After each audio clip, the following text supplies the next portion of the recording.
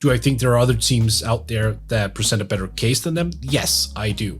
But this team is legit, with or without Kyrie Irving. So let's start with the Brooklyn Nets, Mort. They, despite not having Kyrie Irving play a single regular season minute for them, they are currently atop the Eastern Conference at 12-5. Kevin Durant has never looked better, I would argue. James Harden appears to be rounding into form after a very slow start to the season.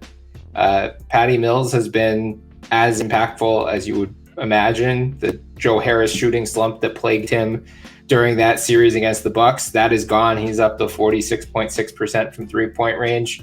So, Mort, I almost want to separate the two because we have to talk about the Nets with Irving and without Irving because we still have no idea whether he's going to play at all this year. Right. Without Irving, are the Nets a legitimate title threat this year? Yeah, I mean, so we have labeled this episode like contenders or pretenders, and the Brooklyn Nets are certainly not a pretender. Whenever you have a Kevin Durant who is playing this caliber of basketball, when you have a James Harden who is playing better, I'm still not removing myself off my previous stance that I think it's good for the Nets that they haven't maxed him out on a long-term deal yet. I don't think we'll ever see that Harden again. But, I mean, he's still a guy who's averaging 21, 9 assists, and 8 rebounds. Like, right. That is still very, very good. And now he's finally getting to the line a little bit more. He's averaging 7 attempts per game. He's hitting threes. It looks better. So when you have those two components and you have role players who come in and like space the floor for him, and you have guys inside who do the dirty work, you have defenders-ish. Yeah, like they're a contender. Do I think there are other teams out there that present a better case than them? Yes, I do.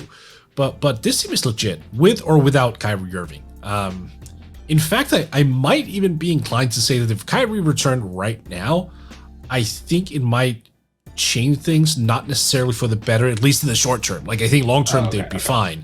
But like in the short term, I could see like a 20-game sample size where they just kind of go, what the hell is happening? Because they're getting into their groove right now, and adding a high-volume ball handler and shot taker, that would have to take some adjustments for everyone involved. Of course, again, like come January and February, they'll be fine, but still.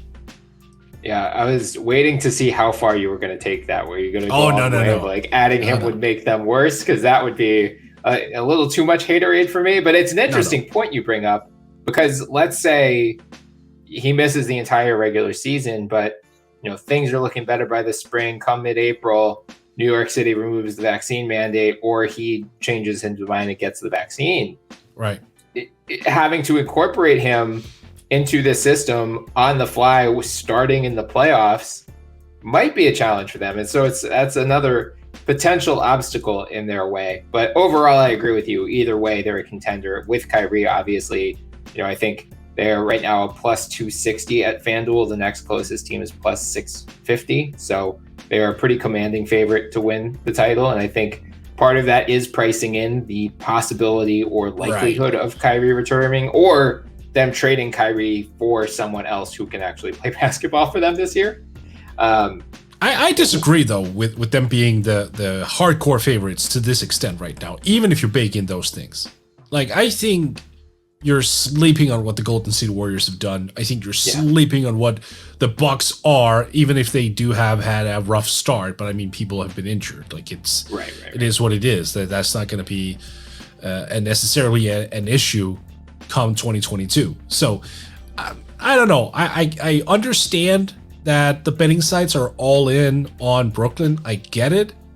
I don't get it to this extent. I think there are nuances. I think there are layers to this, which are grossly overestimated. So we'll see what happens. Like, if they trade Kyrie for Ben Simmons, like, I don't know. All right, I could see some merit in that, because that's probably one of the places where I could see a Ben Simmons working. Yeah. But, I mean, there's what Ramona Shelburne has alluded to. It seems as though Ben Simmons is also not vaccinated, so he also would not be able to play. That's true. So that's true. God, NBA players, just get vaxxed. It's not difficult.